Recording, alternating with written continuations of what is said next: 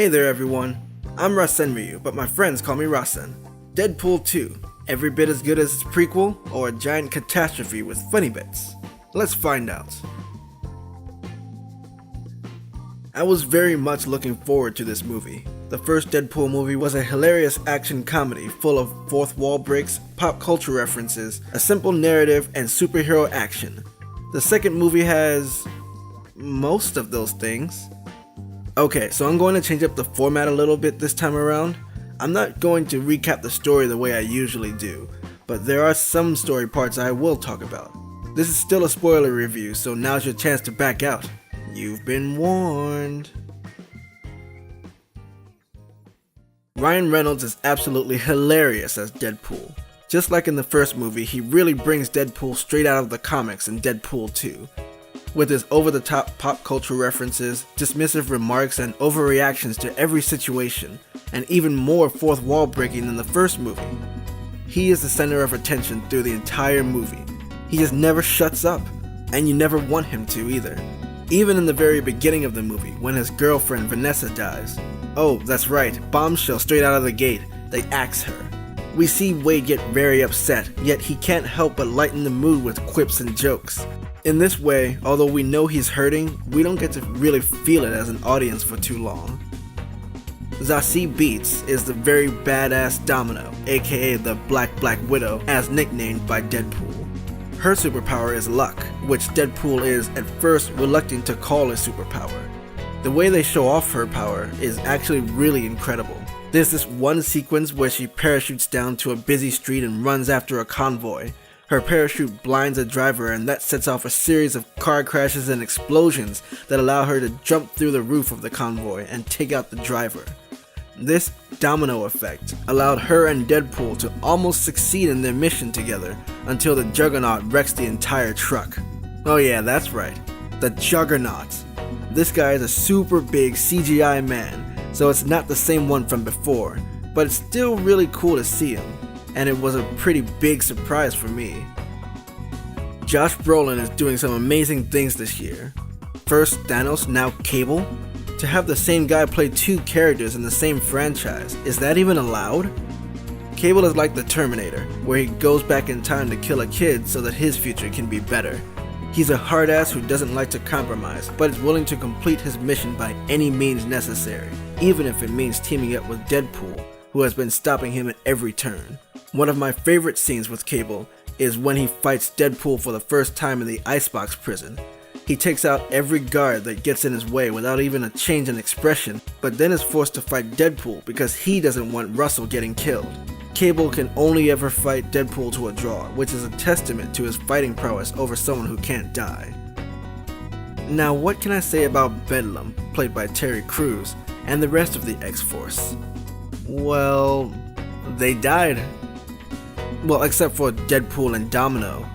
Even I thought this was going to be an X-Force movie and was interested in learning more about these characters. So imagine mine and everyone else's surprise when these characters parachuted from the helicopter and fell into unfortunate deaths one by one on their first mission. It was an absolutely funny scene, made even funnier by Deadpool's dismissive remarks and overreactions. Although I was looking forward to this part of the movie, what I got is certainly a fine alternative. The mid-credits scene is comedy gold. Deadpool has Negasonic Teenage Warhead fix Cable's time machine and uses it to change Deadpool's past. First he goes back to save Vanessa from the shooter that killed her. This time he doesn't miss with the cream cheese spreader. So she's alive now. Next he goes back and kills the X-Men Origins Deadpool. You know, the one with his mouth sewn shut. He also kills Ryan Reynolds before he can sign on for Green Lantern, so there's that. And while the mid-credit scene was absolutely fantastic, is it real? The last two are just played for a laugh, but Deadpool could really change what happened to Vanessa. It is his own movie after all. I myself am under the assumption, and am hoping beyond hope, that Vanessa is actually alive again. The CGI sometimes looks noticeably bad. I remember in the first movie that I didn't have many, if any, complaints about it. Colossus could be something to complain about, but he's basically unchanged throughout both movies in my opinion, and I have no glaring issues with him. except maybe his fight with the Juggernaut, where he did look a little, flowy? Like his movement looked more like animation than real human physics. But speaking of Juggernaut, holy crap did that guy look unreal. He kinda looked like a giant baby in a prison uniform. And with how Deadpool called attention to the Colossus Juggernaut fight, you would almost think that they were made to look bad on purpose. But honestly, I think they should have just spent a little more of their budget on these characters. Cable was also kinda unbelievable at times. Whenever you get a full shot of him, you notice, without much effort, that his metallic half is all CGI. I mean, of course it is, but that doesn't mean it has to look like it. It reminded me of Cyborg from the Justice League movie.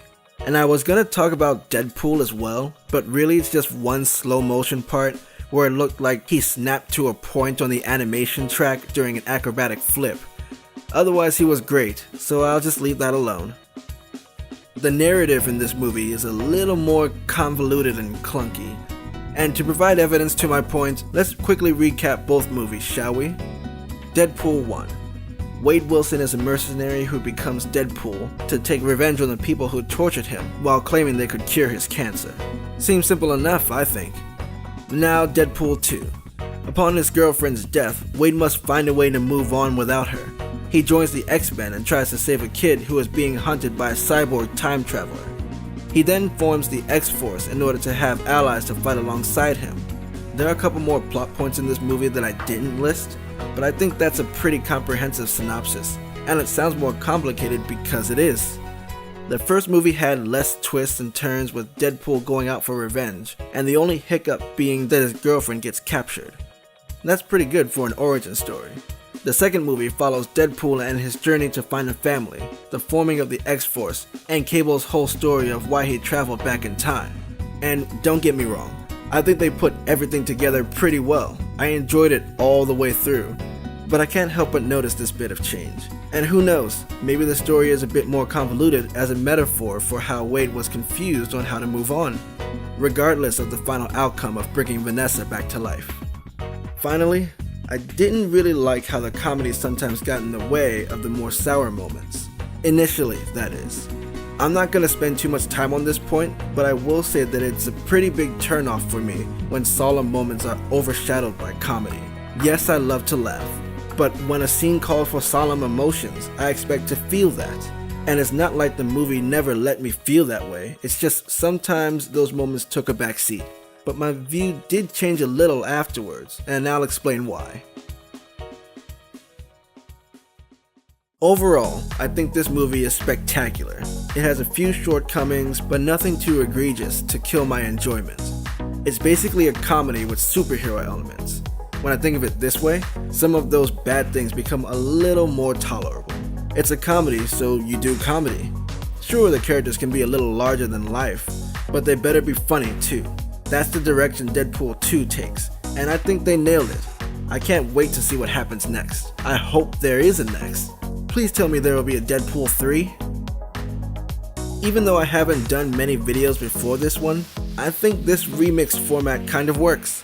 Let me know if you enjoyed this video in the comments below, and be sure to mash those like, sub, and bell buttons.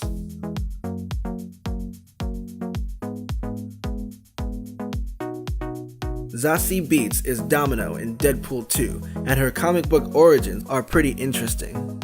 She has been known by many names from Beatrice to Samantha Wu, but her real name is Nina. She was one of many children born to the US government's Project Armageddon, designed to genetically engineer the perfect weapon. Later in her life, she became a mercenary and joined it with several mercenary groups, Six Pack and X-Force, and created a second incarnation of Mercs for Money. She's had a couple of relationships, one being in a marriage with the genius Dr. Milo Thurman, which is where her last name comes from, and another being an intimate relationship with Cable. Something tells me we won't see that kind of relationship between them in the movies though. Also, she's afraid of chickens. On that note, I'm Rasenryu, and I'll see y'all next time.